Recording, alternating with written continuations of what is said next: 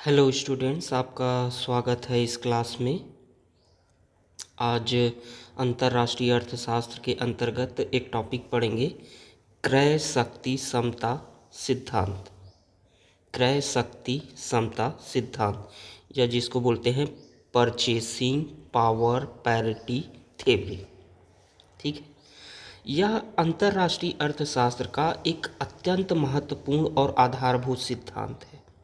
यह सिद्धांत दो अलग अलग देशों की मुद्राओं के बीच विनिमय दर को उनके द्वारा खरीदी जा सकने वाली वस्तुओं और सेवाओं की मात्रा के आधार पर निर्धारित करता है। पीपीपी को, क्रय शक्ति समता को, इस तरीके से समझ सकते हैं। क्रय शक्ति समता को क्रय शक्ति समता, देखो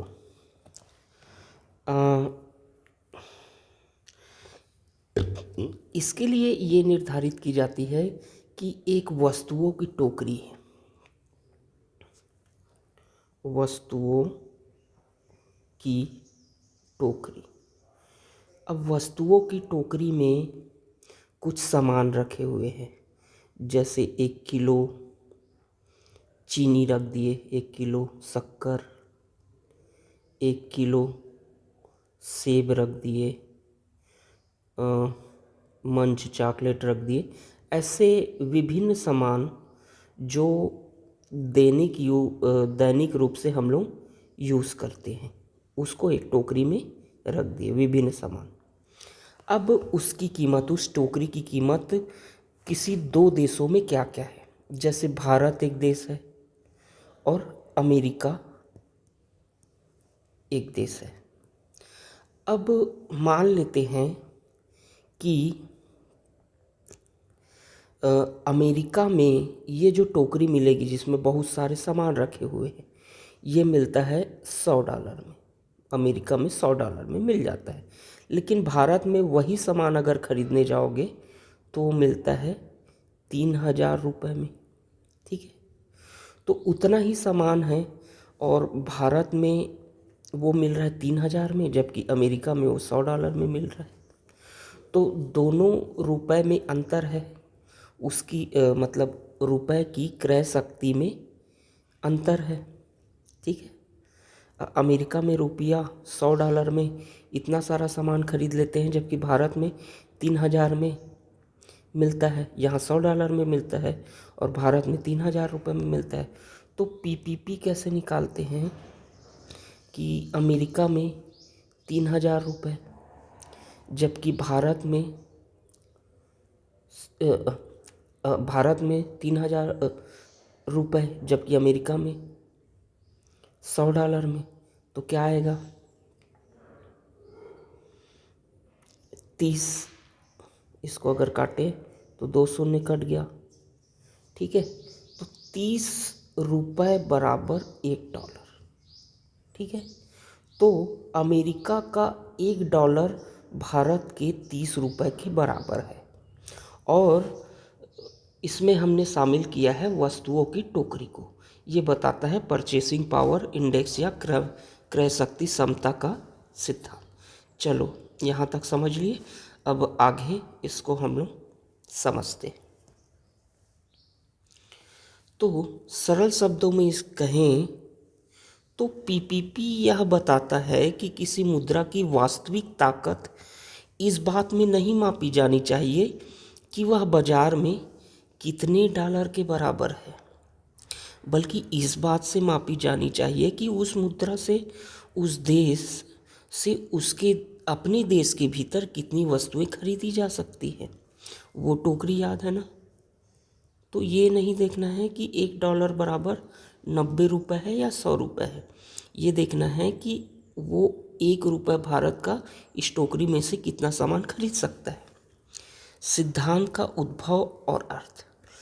यद्यपि इस विचार की जड़ें 16वीं शताब्दी में मिलती हैं, लेकिन आधुनिक अर्थशास्त्र में इसे व्यवस्थित रूप से स्वीडिश अर्थशास्त्री गुस्ताव कैसल ने 1918 में प्रथम विश्व युद्ध के बाद प्रस्तुत किया था। आगे देखते हैं।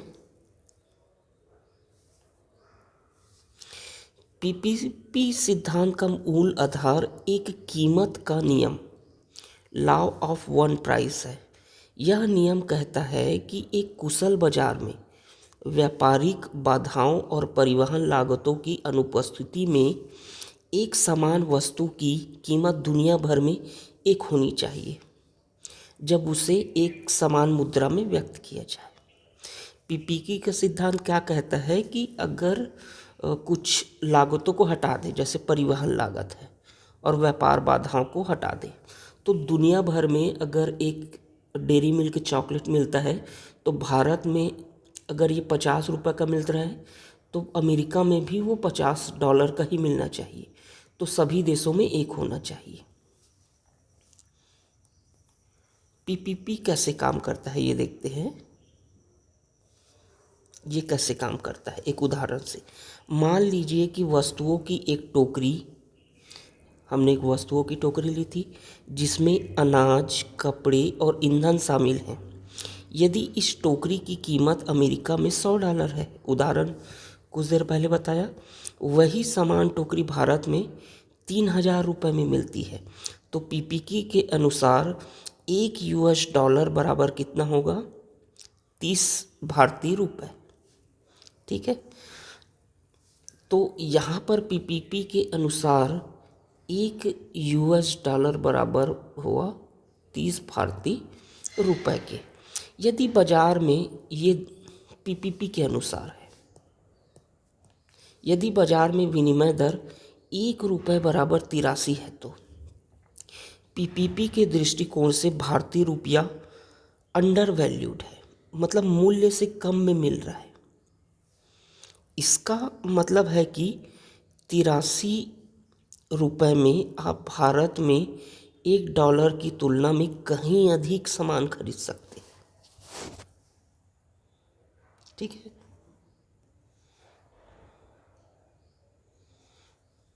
अगला है पीपीपी के 2 मुख्य रूप। अर्थशास्त्रियों ने पीपीपी को 2 श्रेणियों में विभाजित किया है। पहला है निरपेक्ष क्रय शक्ति समता। यह सिद्धांत का सबसे सरल रूप है। यह मानता है कि विनिमय दर पूरी तरह से दो देशों के मूल्य स्तरों के अनुपात के बराबर होती है। ठीक है, तो ये विनिमय दर S बराबर P1/P2। अब P1 क्या है? देश एक में वस्तु की कीमत, और P2 देश 2 में वस्तु की कीमत।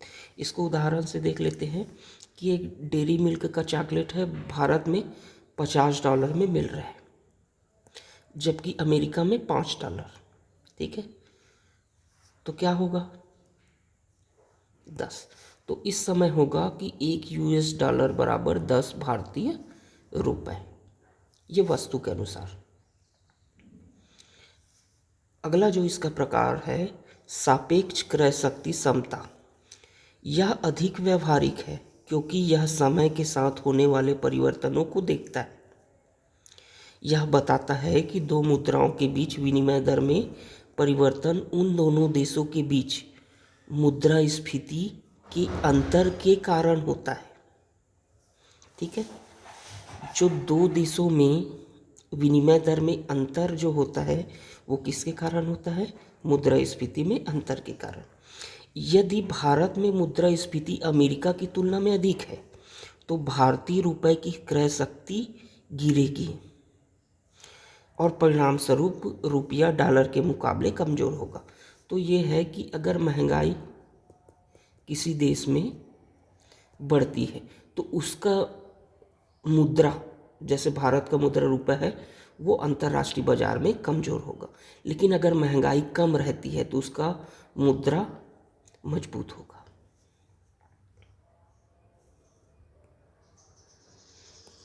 अगला है पीपीपी का महत्व। जीवन स्तर की वास्तविक तुलना। जीडीपी को जब बाजार विनिमय दर पर मापा जाता है तो विकासशील देशों की अर्थव्यवस्था बहुत छोटी दिखती है। ठीक है, लेकिन पीपीपी के आधार पर तुलना करने पर पता चलता है कि कम आय वाले देशों में भी लोग अपनी मुद्रा से काफ़ी सेवाएं जैसे शिक्षा, स्वास्थ्य, परिवहन खरीद सकते हैं। तो अगर किसी विदेशी की इनकम देखेंगे तो 1 लाख 2 लाख ऐसा लगता है, लेकिन ये जानने की ज़रूरत है कि उस 1 लाख 2 लाख डॉलर में आता क्या है उसके देश में। ठीक है, वो 1 लाख डॉलर में जितना सामान खरीद रहा है, अगर हमारे देश में या किसी विकासशील देश में वो 50,000 में मिल जाता है, तो वो दोनों बराबर ही हैं, उसमें कोई अंतर नहीं है। ये संख्या का फ़र्क है। जो वस्तुएं सेवाएं वो 1 लाख में मिल रहा है, वो यहाँ पर 50,000 में मिल रहा है।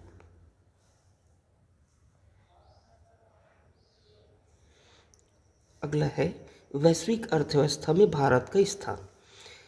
बाजार विनिमय दर के आधार पर भारत दुनिया की 5वीं सबसे बड़ी अर्थव्यवस्था है, लेकिन पीपीपी के आधार पर दुनिया की तीसरी सबसे बड़ी अर्थव्यवस्था है। हमसे आगे जो देश है वो चीन और अमेरिका है। नीति निर्धारण। अंतर्राष्ट्रीय मुद्रा कोष आईएमएफ और विश्व बैंक जैसे संस्थान पीपीपी का उपयोग वैश्विक गरीबी रेखा निर्धारित करने और देशों को वित्तीय सहायता देने के लिए करते हैं। ठीक है, आईएमएफ क्या करता है, इसके हिसाब से गरीबी रेखा का निर्धारण करता है और उसी के अनुसार विभिन्न देशों को जो सहायता देनी है वो देता है। इसकी कुछ आलोचनाएं हैं। गैर व्यापारिक वस्तुओं और सेवाएं। कुछ वस्तुएं ऐसी होती हैं जिन्हें अंतर्राष्ट्रीय स्तर पर बेचा नहीं जा सकता। उदाहरण के लिए, यदि दिल्ली में बाल काटने की कीमत और न्यूयॉर्क में बाल काटने की कीमत में ज़मीन आसमान का अंतर होगा, क्योंकि आप बाल कटाने के लिए न्यूयॉर्क से दिल्ली नहीं आएंगे। ठीक है, तो वहाँ ज़्यादा हो सकती है और यहाँ पर कम हो सकती है, जबकि वस्तुओं की कीमत में समानता आने की स्थिति रहती है। अगला है परिवहन लागत और कर। सीमा शुल्क और माल ढुलाई का खर्च वस्तुओं की कीमतों को समान नहीं होने देता। दो देशों में वस्तुओं की कीमत समान हो सकती है, लेकिन उनके बीच सीमा शुल्क और टैक्स वगैरह जो रहता है उसके कारण कीमतें समान नहीं होती। बाजार की अपूर्णता। कई देशों में एकाधिकार या सरकारी हस्तक्षेप के कारण कीमतें कृत्रिम रूप से कम या ज़्यादा होती हैं। पूंजी प्रवाह। आज विनिमय दरें केवल वस्तुओं के व्यापार से तय नहीं होती, बल्कि विदेशी निवेश, एफडीआई और एफपीआई और सट्टेबाजी से भी प्रभावित होती है, जिसका क्रय शक्ति से सीधा संबंध नहीं होता। तो विनिमय दरें बहुत चीज़ों पर प्रभावित करती है और वहाँ पर विनिमय दर के अनुसार किसी देश के रुपए डॉलर की कीमत ऊपर नीचे होती रहती है, लेकिन उससे किसी देश की क्रय शक्ति प्रभावित नहीं होती। आगे है Big Mac index. The Economist पत्रिका द्वारा विकसित यह एक प्रसिद्ध उपकरण है जो पीपीपी को समझाने के लिए मैकडॉनल्ड्स के बिग मैक बर्गर की कीमत का उपयोग करता है। चूँकि बिग मैक लगभग हर देश में एक समान मानक और सामग्री के साथ मिलता है, इसलिए इसकी कीमत की तुलना यह बताने में एक आसान तरीका है कि कोई मुद्रा कितनी महंगी या सस्ती है। देखो, मैकडॉनल्ड्स एक पिज्ज़ा सेंटर है, वहाँ पर एक बर्गर आता है जिसको बोलते हैं बिग मैक। अब ये जो मैकडॉनल्ड्स पिज्ज़ा है वो भारत में भी मिलता है, इंडिया में भी और अमेरिका में भी मिलता है और दूसरे देशों में भी मिलता है। ठीक है, तो इंडिया में उसकी क्या कीमत है, मान लेते हैं इंडिया में 200 रुपये है और अमेरिका में है उसकी $20। तो इससे पता चलता है कि भारत का जो रुपया है अमेरिका से 20 गुना ज़्यादा है, महंगा है।